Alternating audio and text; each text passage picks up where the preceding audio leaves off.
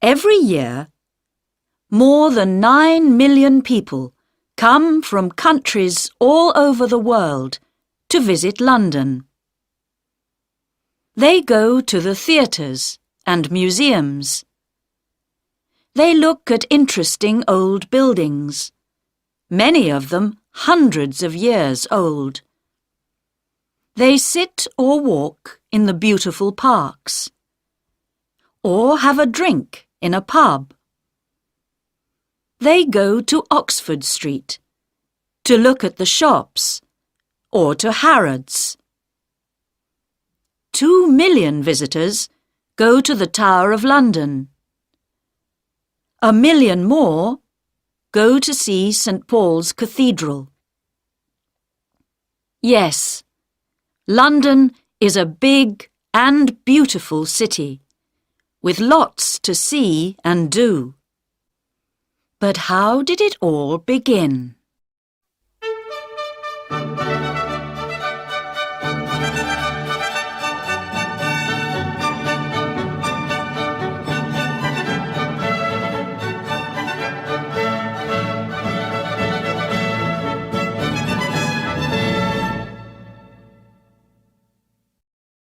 Chapter 2. In the Beginning. The name London comes from the Romans. There were people living here before they came, but we do not know very much about them. The Romans came to England in AD 43. They built houses and other buildings and made a town next to the River Thames. They called the town Londinium. They built a bridge over the river, and ships came up to Londinium from the sea. The town got bigger and bigger. Important new buildings went up, and you can see some of the Roman city wall today, near the Museum of London. It was a rich town, with about 50,000 people living in it. But soon after AD 400, the Romans left Londinium to go back to Rome, and nobody lived in the town for many hundreds of years. The buildings began to fall down. Danish soldiers destroyed more buildings nearly 500 years later. King Alfred was King of England then. He got the Danes to leave London, and his men built the town again. In 1066, William the Conqueror came to England from France to be king. Soon after, he began to build the Tower of London. When Henry VIII was king, in 1509, 50,000 people lived in London again. By the year 1600, there were 200,000, but a lot of them lived in old and dirty buildings. In 1665, 100,000 people died from an illness called the plague. This was called the Year of the Great Plague. A year later, in 1666, there was a big fire, the Fire of London. It began in a house in Pudding Lane, near London Bridge. More than 250,000 Londoners lost their homes in the fire. It destroyed St. Paul's Cathedral and 88 other churches. But the fire also destroyed most of the worst old buildings, and the new houses that went up after this were better for people to live in. A new St. Paul's Cathedral was built between 1675 and 1711. By 1881, more than 3 million people lived in London, Today, more than 6 million people live here. There were 8 million in the 1960s, but in the 1970s and 1980s, people moved out of the centre of London.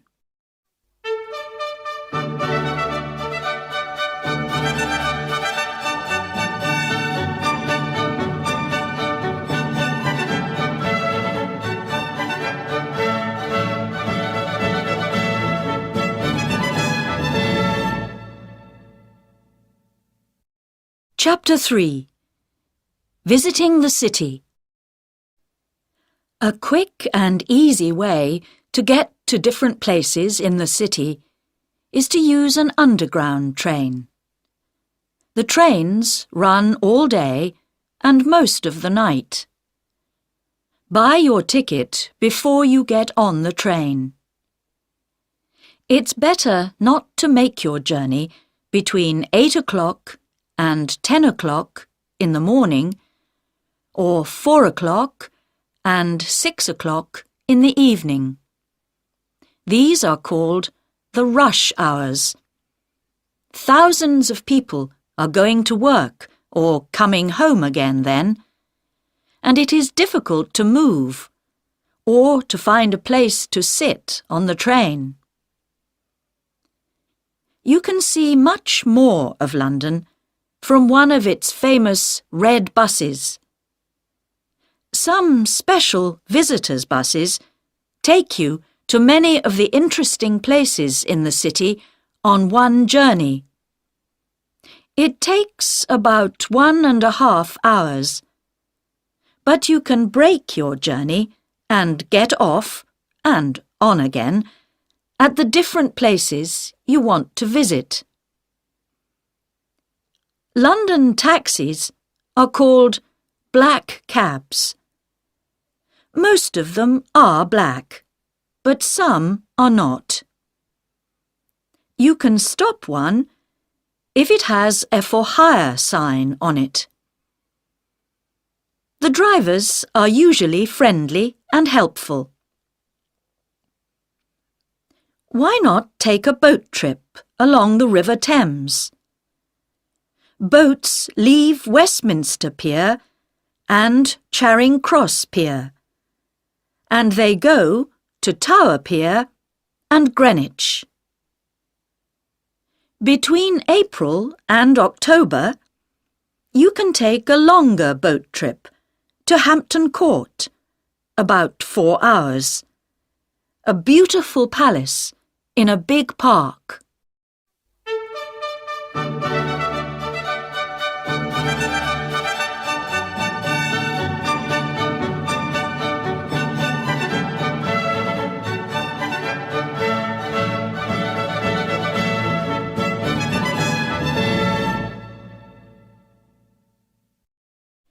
Chapter 4.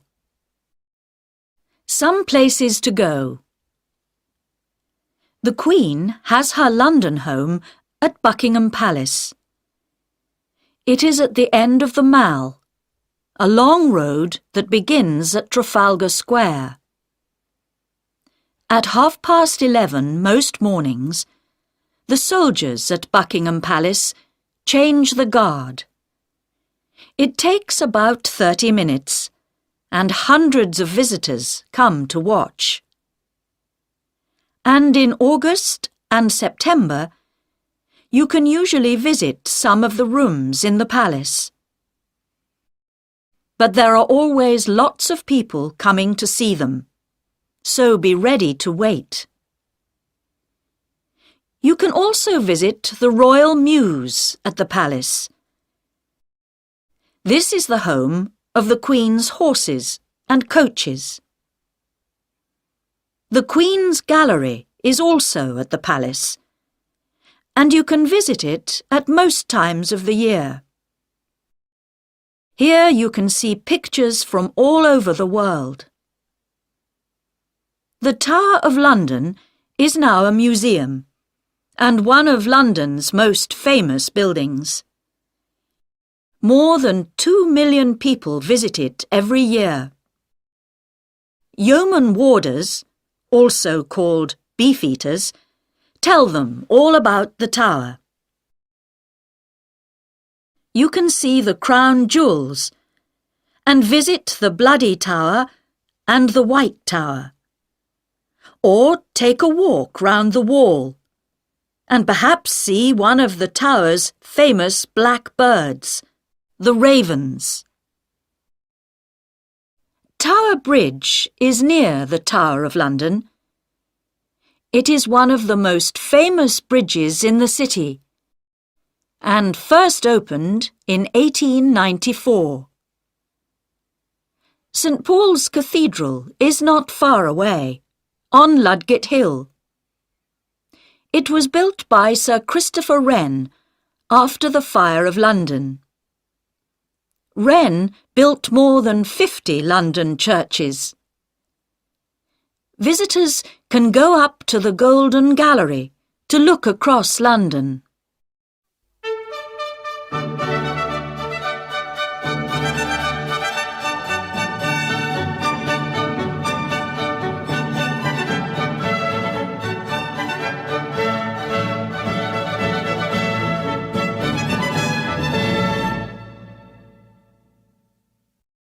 Chapter 5.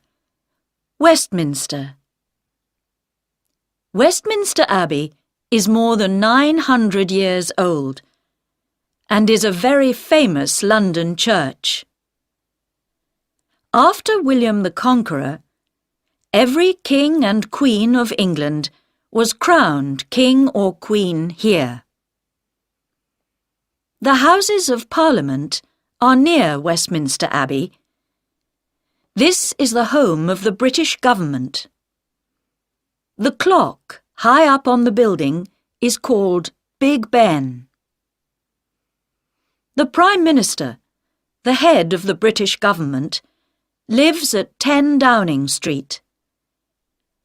Walk along Parliament Street to Whitehall, past the government buildings, and you can see the little street on your left. Parks and gardens. When you are tired of looking at buildings, you can sit or walk in one of London's beautiful parks. Hyde Park has a lake in the middle called the Serpentine, and you can take a boat out on the water. It is a good place to get away from the crowds and the noise of the city. You can listen to the speakers at Speaker's Corner near Marble Arch. People from all over the world come and speak here. You can ask a speaker some difficult questions if you like, or you can stand on a box and speak to some of the listeners. Kensington Gardens is next to Hyde Park. Here you can see the statue of Peter Pan, the famous boy in the children's story Peter Pan by J.M. Barrie. Regent's Park is the home of London Zoo. The zoo has thousands of birds and animals from all over the world. There is also a theatre in the park. On a summer's evening, you can sit out under the night sky and watch a play by William Shakespeare, England's most famous writer. St. James's Park is next to the Mall. It is smaller, but many people think it is more beautiful.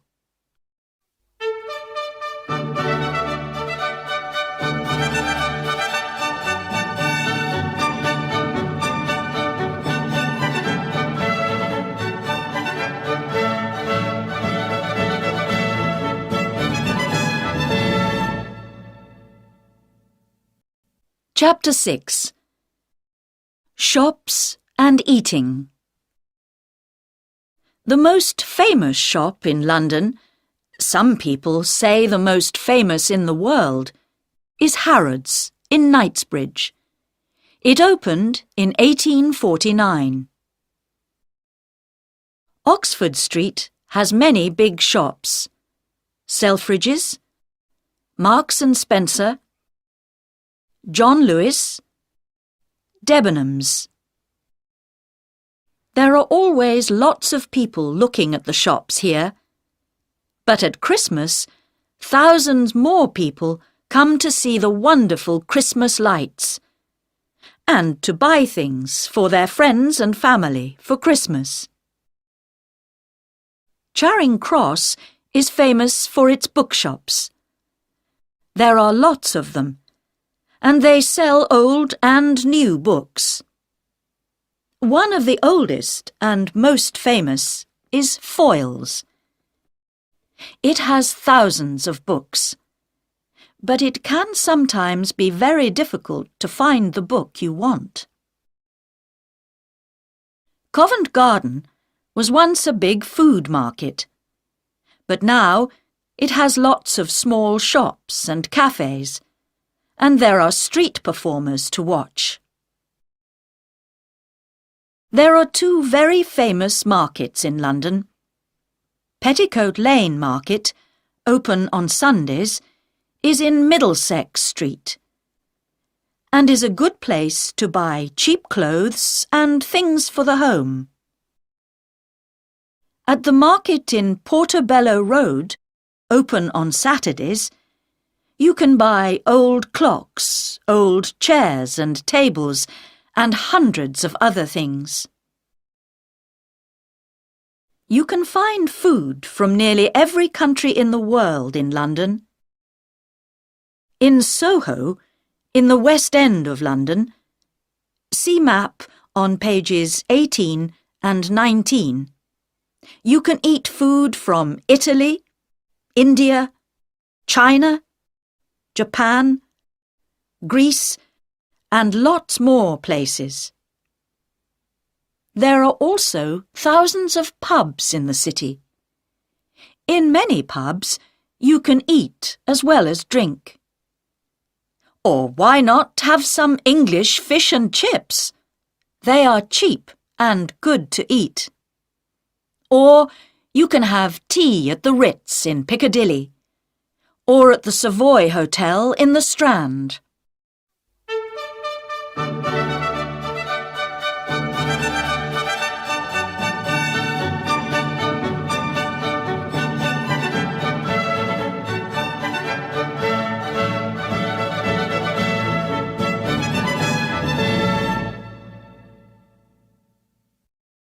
Chapter 7. Going Out. Theatres and Music. London's West End has some of the best theatres in the world, so tickets can be expensive. Go in the afternoon. It is often cheaper. There is something for everybody. From a play by the Royal Shakespeare Company at the Barbican Theatre to Agatha Christie's The Mousetrap. This play began in 1952, and thousands of visitors see it every year. There are lots of cinemas to visit. The most expensive are in the West End, but you can sometimes get cheap tickets on Mondays.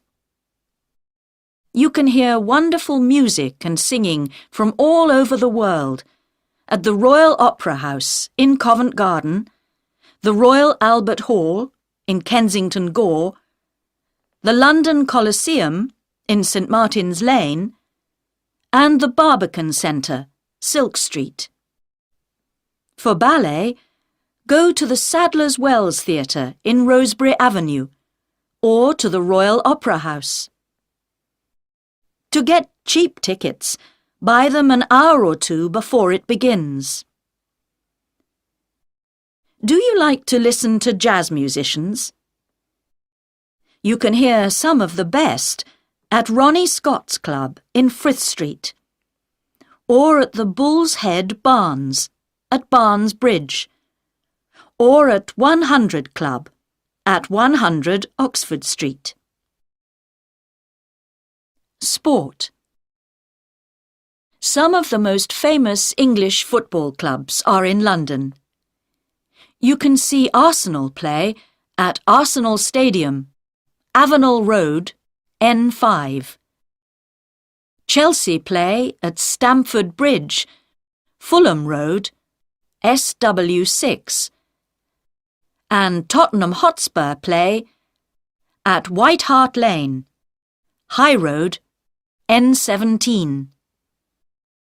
To watch the very English game of cricket, go to Lord's Cricket Ground in St John's Wood, NW8.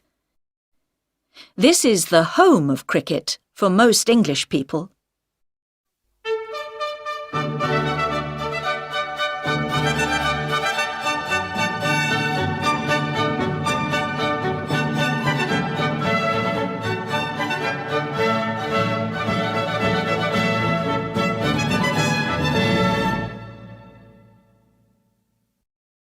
Chapter 8. Museums and Galleries. The British Museum in Great Russell Street is the biggest museum in Britain. Tickets are free. The Museum of London at 150 London Wall is one of the most interesting museums in the city. It tells the story of London and its people. One more museum that tells a story is the Museum of the Moving Image, MoMI, on the South Bank, under Waterloo Bridge. This tells the story of cinema and television, and there are many things for visitors to see and do. You can act with actors on a film set, or you can read the news on TV. 4 million people visit the National Gallery in Trafalgar Square every year. They come to look at more than 2,000 pictures. Tickets are free. At the National Portrait Gallery in St Martin's Place, you can see pictures of famous people. Tickets are free here too. The London Dungeon in Tooley Street is a museum of horror. 500,000 people visit it every year, but they don't always stay to see it all. Madame Tussauds in Marylebone Road is famous for its people made from wax. You can see famous people from the past and famous people of today. Abraham Lincoln, Mahatma Gandhi, Nelson Mandela, Pavarotti, Marilyn Monroe, Charlie Chaplin, Sylvester Stallone. And in the Chamber of Horrors, you can see some very bad people.